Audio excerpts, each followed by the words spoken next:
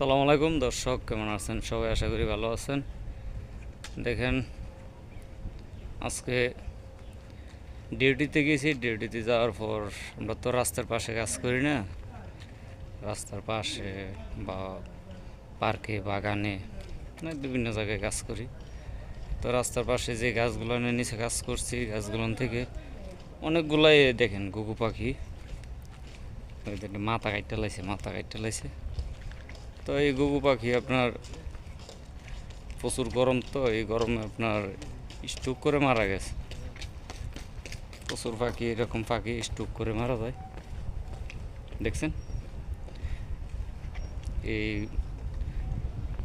এই দেশে যদি এসি না থাকতো তাহলে মানুষ এক সেকেন্ডে বাঁচতে পারতো না।